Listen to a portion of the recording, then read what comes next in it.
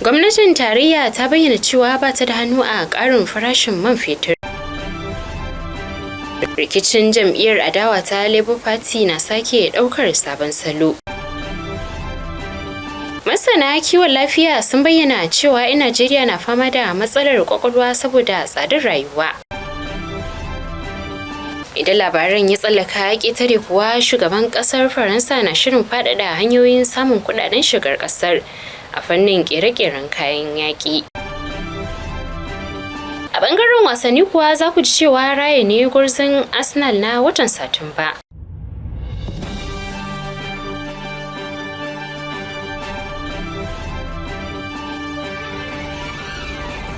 Masu kallon mu barkamu da sake kasancewa da ku a ɗakin watsa labarai na DimokuradiyyaTv. Yau Alhamis, 10 ga watan Oktoban shekarar 2024, wanda ya daidai da 7 ga watan Rabiu Thani 1446. Ga cikakkun labaran duniyan tare da ni Maimunatu Harun Abubakar.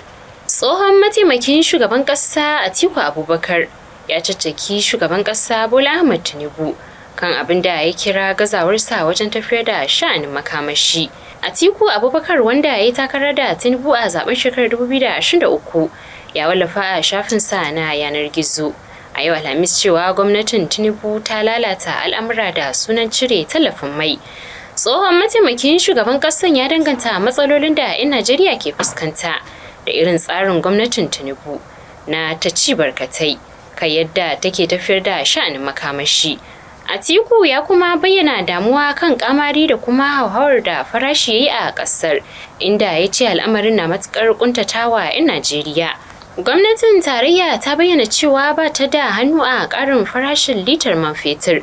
Ministan yaɗa labarai ta ƙasa Muhammad Idris ya ce kamfanin mai na ƙasa NNPCL ne ya ƙara farashin sakamakon tsadar mai a kasuwannin duniya, yayin da ya ƙara da cewa dokar mai ta ƙasa ta baiwa kamfanin damar yin haka ba tare da samun umarni daga gwamnati ba. Idris ya ce tun a watan Mayun bara, gwamnati ta cire tallafin mai, yayin da kamfanin NNPCL ya ci gaba da biyan bambancin kuɗaɗe da ake samu domin daidaita farashin, kuma yanzu ya ce ba zai iya ci gaba da hakan ba. Kamfanin na NNPCL ya ƙara farashin lita daga Naira 897 zuwa Naira 1,030 a babban birnin tarayya Abuja, yayin da ake sayar da litar a kan farashin Naira 998 a birnin Lagos. A wani labarin kuma, shugaban kungiyar kwadago ta ƙasa Joy Ajero ya yi kira ga gwamnatin tarayya da ta gaggauta janye ƙarin farashin litar man fetur da ta yi a jiya Laraba. Sai dai kuma rahotanni sun bayyana cewa Joy Ajero a wata sanarwa da ya fitar a jiya Laraba ya ce gwamnatin na ta ƙara farashin mai a duk wata, yayin da ta gaza ƙaddamar da sabon mafi ƙarancin albashi. Rikicin jam'iyyar adawa ta Labour Party na sake ɗaukar sabon salo bayan da babbar kotun ta tilastawa hukumar zaɓe amincewa da shugaban jam'iyyar Julius Abure a matsayin halastaccen shugaba. Bayyana Julius Abure a matsayin shugaban Labour Party ya faru ne duk da adawar da ɓangaren ɗan takarar shugaban ƙasa na jam'iyyar Peter Obi ke yi da hakan. Wannan mataki da aka ɗauka a yanzu ya katse hanzarin masu adawa da shugabancin nasa, da ya sanya turnuƙewar rikici har da doke-doke a hedkwatar jam'iyyar a tsakanin ɓangarorin biyu. A yanzu dai kotun ta raba gardama a kan wannan rikici na cikin gida, abin da ya sanya murna ga ɓangaren Julius Abure. Sai dai da alama cewa akwai saurari na akaba a kan wannan batu, domin waɗanda suka ja daga a kan wannan rikici na jam'iyyar ta Labour, musamman ganin yadda gwamnan jihar Abia Alex Otti da nan takarar neman shugaban ƙasa na jam'iyyar ta Labour Party Peter Obi suka kai ga naɗa Mrs. Nenadi Usman a matsayin shugabar kwamitin riko, da nuna rashin amincewarsu da babban zaben jam'iyyar da ya samar da shugaban jam'iyyar na yanzu. Kuna kallon labaran daga nan DimokuradiyyaTv. Za ku iya kallon mu a shafinmu na YouTube DimokuradiyyaTV, Facebook Dimokuradiyya, sai shafinmu na Twitter DimokuradiyyaTV, sai adireshinmu na yanar gizo www.dimokuraɗiyyatv.com.ng.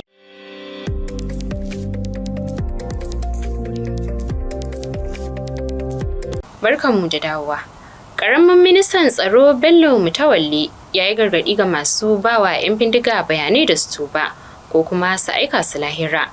Mutawalle ya yi wannan bayanin a ƙauyen Gundume da ke karamar hukumar Sabon Birni da ke jihar Sokoto a lokacin da ya kai ziyarar aikin da sojojin ke yi a yau Alhamis, kamar yadda majiyar mu ta rawaito. Tun a farko kuma a jiya Laraba a wajen kaddamar da aikin soji na Fansan Yamma, ministan ya yi kira da a ba jami'an tsaro haɗin kai domin samar da zaman lafiya a yankin. Rahotanni sun bayyana matsalar tattalin arziki da tsadar rayuwa na jefa 'yan Najeriya da dama a cikin yanayin fita daga hayyacinsu, abinda ka iya shafar lafiyar kwakwalwarsu. Wasu masana kiwon lafiyar bil'adama a ƙasar nan, Aisha Buba da Jacinta Ebim, suka bayyana haka sakamakon irin halin kuncin da jama'ar ƙasar suka samu kansu a ciki. Rahoton ya ce cibiyoyin lafiya ta ƙasa sun samu ƙarin sama da kashi 200 na masu fama da irin waɗannan matsaloli a faɗin ƙasar nan. Hukumar Lafiya ta Duniya ta ce mutane sama da 720,000 ke kashe kansu da kansu a kowace shekara a duniya saboda shiga irin wannan yanayi, kuma kashi 77 daga cikinsu na fitowa ne daga ƙasashe matalauta da kuma masu tasowa irin Najeriya. Masanan sun ce Najeriya ce gaba wajen samun mutanen da yanayin rayuwa ke shafar lafiyar kwakwalwarsu. Idan labaran ya tsallaka ƙetare kuwa, hukumar kula da ƙananan yara UNICEF ya nuna damuwa kan mawuyacin halin da yara ƙanana suka shiga a Lebanon bayan da rikicin wata guda da Isra'ila ta ƙaddamar a ƙasar ya tilastawa dubban mutane barin matsugunansu domin kwana a tituna. Hukumar lafiya ta Lebanon ta tabbatar da cewa daga cikin mutane kimanin 3,000 da hare-haren Isra'ila suka halaka a ƙasar, har da yara ƙanana 1,189. Ita ma hukumar kula da 'yan gudun hijira ta Majalisar Ɗinkin Duniya ta ce hare-haren wata guda na jiragen yaƙin Isra'ila kan Lebanon sun raba aƙalla mutane miliyan 1.2 da muhallansu, al'amarin da ya sa dubban yara kwana a kan tituna.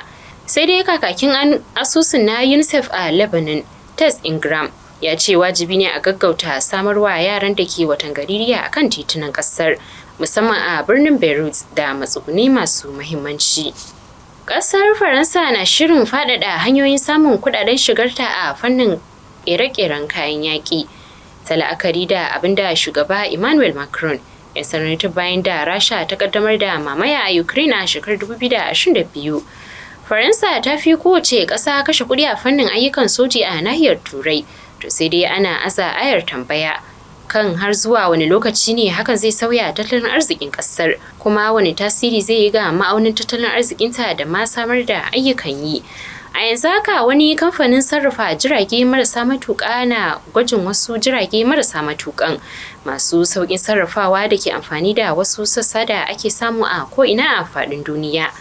Wannan dai na kasancewa daga wani bangare na shirin shugaba Macron na faɗaɗa hanyoyin samun kuɗaɗen shigar ƙasar a fannin ƙere-ƙeren kayan yaƙi, a wani mataki na inganta fannin ƙera makamai na cikin gida domin samar da katafaren masana'antar ƙera makamai a Turai. A bangaren wasanni kuwa, David Raya shine lashe kyautar gwarzon ɗan wasan Arsenal na watan Satumba, wanda magoya bayan ƙungiyar suka zaɓa, wanda ya lashe safar zinari a matakin wanda kwallaye da yawa bai shiga ragarsa ba a bara, karin farko da ya zama gwarzon Gunners a wata. A labarin da Arsenal ta wallafa a shafinta na intanet, Raya ya doke waɗanda suka yi takara da ya haɗa da Gabriel da Bukayo Saka da William da ƙuri'u kaso 44 cikin 100. A wani labarin kuma, Amad Diallo ya haƙura ba zai buga wa Ivory Coast wasa ba na neman shiga gasar kofin Afirka ta Morocco da za ta gudanar a shekarar 2025 sakamakon rashin lafiya. Tun da farko an tsara cewar ɗan wasan mai shekaru 22 zai buga karawa da Saliyo a gida ranar 11 ga watan Oktoba. Duka-duka a nan muka kawo ƙarshen cikakkun labaran duniyan, amma kafin mu sallama da ku ga bitar muhimman kanunsu. A cikin labaran kun ji cewa gwamnatin tarayya ta bayyana cewa ba ta da hannu a ƙarin farashin litar man fetur a faɗin ƙasar nan. Masana kiwon lafiya sun bayyana cewa 'yan Najeriya na fama da matsalar kwakwalwa saboda tsadar rayuwa. Rikicin jam'iyyar adawa ta Labour Party na sake ɗaukar sabon salo. Da labaran ya tsallaka ƙetare kuwa kun cewa shugaban ƙasar Faransa na shirin faɗaɗa hanyoyin samun kuɗaɗen shigarta a fannin ƙere-ƙeren kayan yaƙi. A ɓangaren wasanni kuwa kun cewa Raya ne gwarzon Arsenal na watan Satumba. A madadin shugaban gidan talabijin DimokuradiyyaTv Mustapha Haruna Khalifa, sai wanda ya sada da ku Anthony John, sai wanda ya tace labaran Aminu Ibrahim Almuhandis, ni Maimunatu Harun Abubakar nake cewa mu huta lafiya.